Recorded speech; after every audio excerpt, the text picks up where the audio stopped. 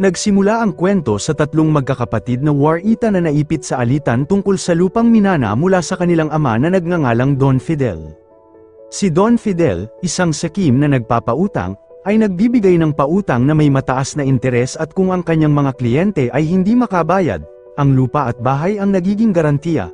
Ang tatlong magkakapatid, si Sonia ang panganay, si Esther ang ikalawang anak, at si Lea ang bunso, ay nanatili sa baryong yun hanggang sa may isang abogado na nag-ayos ng alitan sa lupa.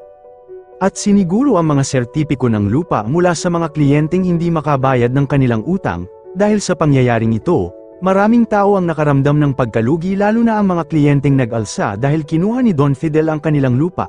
Kilala sina Sonia, Esther, at Lea na napakalapit sa isa't isa at nagmamahalan. Ngunit naging masalimuot ang sitwasyon nang may isang sundalo na dumating upang maningil ng bayad sa pagbabantay sa kanilang lugar laban sa mga rebelde. Dahil walang sapat na pera si Sonia, napilitan siyang mag-alok ng alternatibo at pumayag na maglaro ng futsal kasama ang sundalo bilang kapalit. Kinabukasan, habang sila ay nag-e-enjoy sa hapunan, nagkaroon ng gulo sa pagitan ng mga puwersang panseguridad at ng mga rebeldeng sangkot sa alitan sa lupa. Ipinagbawal ni Sonia sa kanyang mga kapatid na lumabas ng bahay ngunit maya-maya ay nakarinig sila ng katok sa pinto. Nang buksan yun ni Sonia, nagulat sila sa pagdating ni Felipe, isang lalaking may malubhang sugat. Sa simula ay nag-alinlangan si Sonia na tulungan siya. Ngunit si Lea na naawa ay hinikayat si Esther na papasukin si Felipe sa loob ng bahay upang gamutin. Kinabukasan ng umaga, matapos bahagyang gumaling sa kanyang sugat, kakaiba ang ikinilos ni Felipe at may hindi malinaw na layunin. Palihim niyang sinuri ang aparador sa silid na iyon. At nakakita ng ilang mga dokumento, nang hindi pa ito nababasa, bigla siyang nagulat sa tunog ng katok sa pinto at si Esther pala yun na nagdala ng almusal. Si Esther na tila lubhang nagkagusto sa gwapong lalaki ay nagtanong tungkol sa pinagmula ni Felipe. Sumagot si Felipe na siya ay mula sa Maynila at bumisita lamang upang magbakasyon. Sa kasamaang palad, napagbintangan siyang isa sa mga rebelde sa alitan sa lupa ng mga tauhan ng seguridad, na siyang naging sanhi ng kanyang matinding sugat.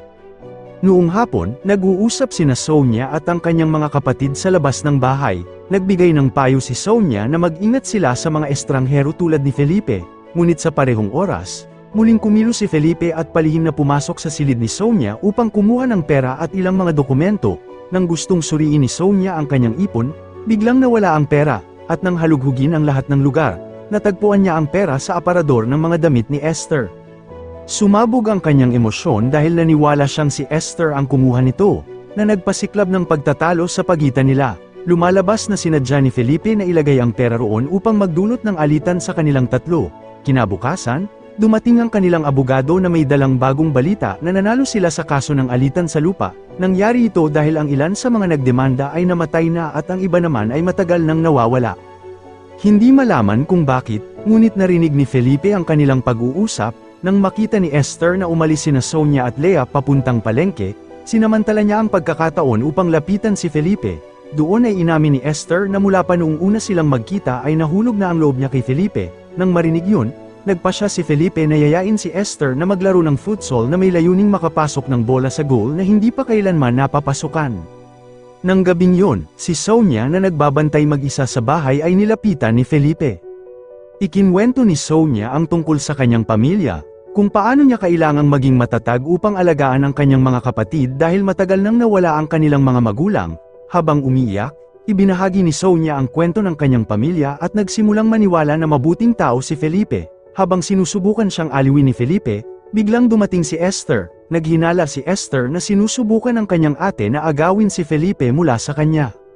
Walang sinabi si Sonia nang marinig yun at iniwan na lamang si Felipe. Kinaumagahan, nang puntahan ni Esther si Felipe upang maglaro ng futsal, tumanggi siya sa dahilang ayaw niyang sirain ang tiwala ni Sonia sa kanya. Ang pahayag na ito ay nagdulot ng selos kay Esther at naniwala siyang inagaw na ng kanyang ate si Felipe. Lalong uminit ang pagtatalo ng magkapatid at si Lea na nakasaksi ay napaiyak na lamang.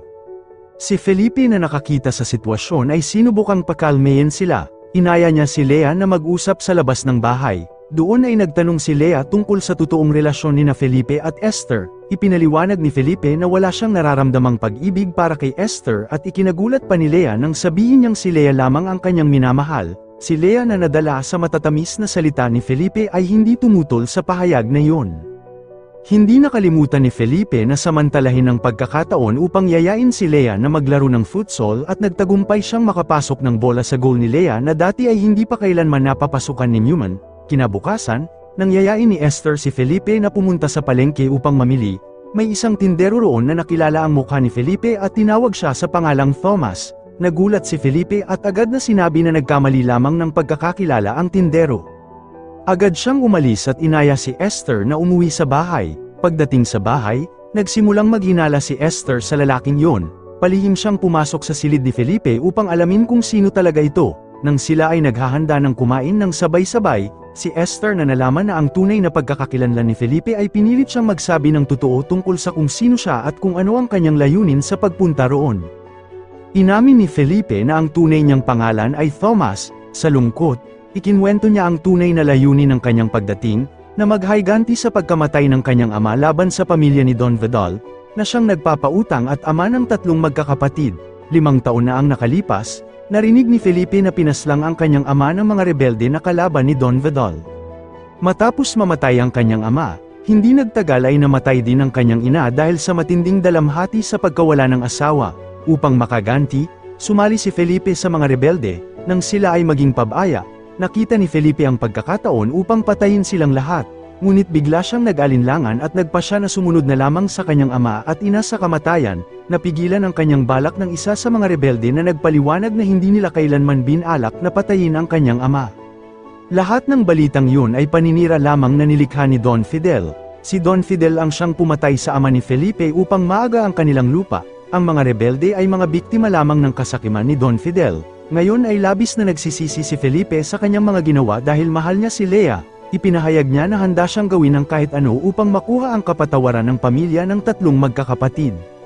Si Lea na nakarinig ng lahat ng kwento ay nadismaya at iniwan sila. Si Sonia na nalaman na rin ang lahat mula kay Felipe ay nagpasya na itago si Felipe sa isang bodega upang maitago siya mula sa paghahabol ng mga tauhan ng seguridad.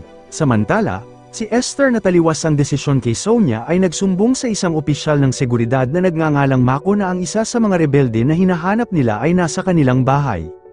Sa gitna ng biyahe, biglang inamin ni Mako na madalas siyang nakikipaglaro ng futsal kay Sonia bilang kapalit upang protektahan sila mula sa mga rebelde. Ngayon, si Mako na nahulog ang loob kay Sonia ay nagpasya na manligaw sa kanya. Hindi matanggap ni Esther ang sinabi ni Mako at naisip niyang libangan lamang ni Mako si Sonia. Hindi nagtagal ay nagkaroon ng pagtatalo sa pagitan nila, na naging sanhi upang itulak at patayin ni Mako si Esther. Kinabukasan, umiyak ng labis sina Sonia at Lea nang makita si Esther na wala ng buhay. Sinabi ng pulis na ang pangyayaring ito ay gawa ng mga rebelde. Nang gabing yun, nagulat si Sonia sa pagdating ni Mako na pala'y dumating upang hulihin ang rebeldeng si Felipe. Ngunit nang makita niya ang sugat sa ulo ni Mako, nakaramdam si Sonia ng hinala.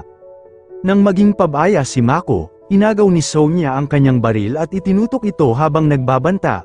Tinanong ni Sonia ang papel ni Mako sa pagkamatay ni Esther noong nakaraang gabi. Sa huli, inamin ni Mako na siya ang pumatay kay Esther. Labis na nagulat si Sonia sa narinig. Nang makita ni Mako na tulala si Sonia, sinamantala niya ang pagkakataon upang subukang atakihin siya. Ngunit dumating si Lea mula sa likuran at hinampas si Mako hanggang sa ito ay mamatay. Si Sonia na nakitang wala ng buhay si Mako ay nakiusap kay Felipe na alagaan ang kanyang kapatid at isama si Lea na umalis sa baryong ito. Samantala, nagpasya si Sonia na manatili sa bahay upang managot sa nangyari, at doon nagtatapos ang pelikula.